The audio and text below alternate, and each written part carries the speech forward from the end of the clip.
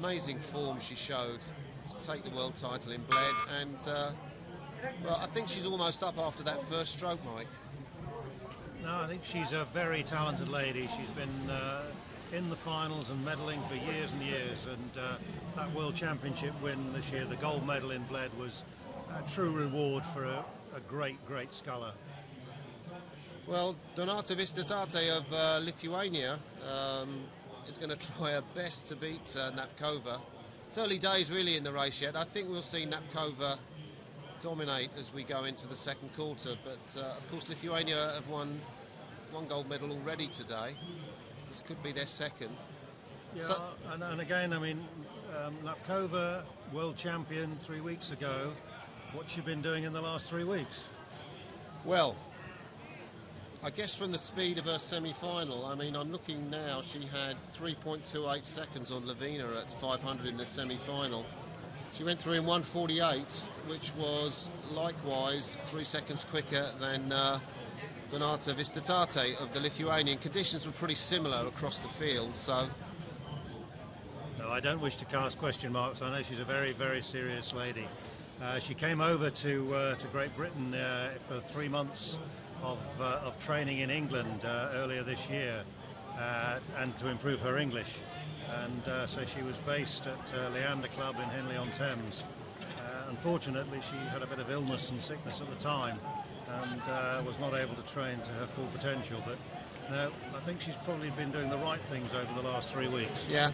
Didn't she borrow Catherine Granger's boat that she won the silver medal in That may be possible, Martin, I don't know. I think it had a Siemens sort of sponsorship logo on the side. Of course, you see there the sponsors OBB and Samsung sponsoring this event from World Rowing as Napkova goes through in front. There we're riding with a bow.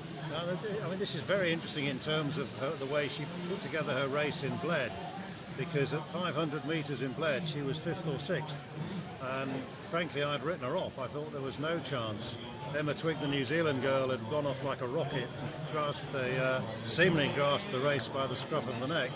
But this young lady kept her cool, stayed composed, and in the last 600-700 metres there she was, and a fantastic win, and she is sculling beautifully.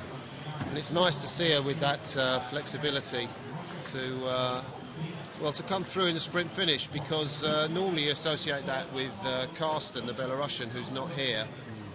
But for Napkova to get gold, I mean, and really it adds to the sort of thrill of women's sculling. Look at the distance there, as you're pointing out, Mike. It adds to the thrill of women's sculling because you have, I saw on the bank yesterday, Rumina Nakova, the Olympic champion from Beijing. Now, she's not a big lady. No, indeed not. But so much in sculling is in the mind. It's a tough game, the mental side of it. And when you get it right, it can be absolutely fantastic. Absolutely, and we see an absolutely peerless display of sculling here. And whether she's going to be going flat out for a time or something, we don't know. But Mirka Napkova is coming down at 29 strokes a minute, and with a very commanding lead, approaching the bridge just before the 1,000-metre mark here. There's an echo under that bridge, and the coaches often use cycling under the bridge to shout so their crews will hear if they're on the far side. Could be noisy in a close race. Well, that's a fabulous lead, and she's looking so composed. There are boats when you look at them and you think, oh, I'd love to be in there.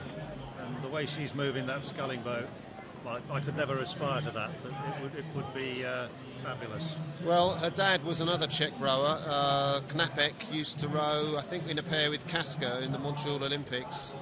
I remember them being very fast, actually, to 500 metres in the 70s, and he never quite medalled at World Championships, and his daughter's certainly made up for that. She has indeed. Well, that's delightful, that really is.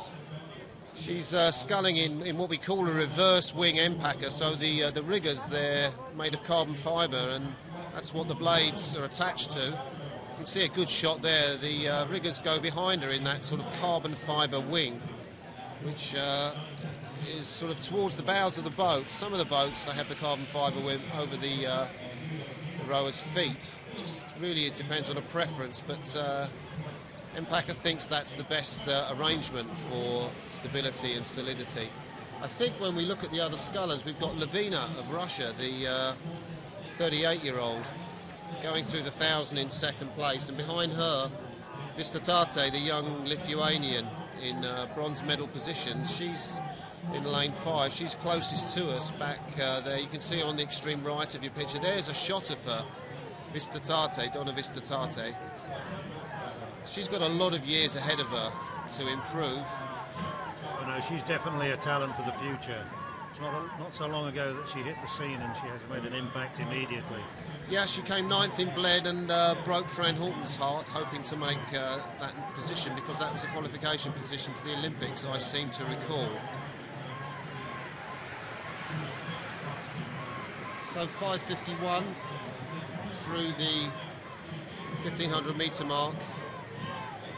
World's best time set by Romanian Akova of 7:07 in Seville. We're not going to get that time today. No, of course not. No, this is such a controlled race by Miss Matkova that we're not going to have records. It's just a delight watching her scull. So I think the thing that you can watch is she actually spends a long time pushing that boat through the water. She's really got a good arc out forward. There's no real disturbance when the blades go in. And this woman, Vistatate, has got a long stroke for, well, she's not a tall woman, the 22-year-old, but not quite the power and the dynamism that Kova can bring to the table. No, it's as with all great sports persons, they make it look so easy. And that's certainly what we're watching here. Sculling made easy. I mean, you would think that was a Sunday afternoon stroll, which maybe it is, as she's down to 28 strokes a minute, but it's going to be tough work for her out in this heat.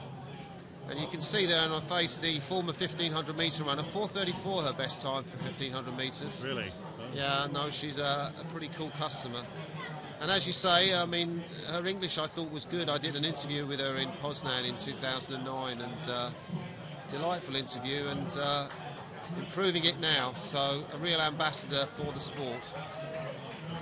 Just 200 metres to go now. Well, less than that, as Kova comes out of the shadow of our television screen into the last 10 strokes of this race. She's got no need to really sprint. She's already 3-4 lengths clear of Lavina, who's done a good job to take the silver medal, and Yulia Lavina of Russia.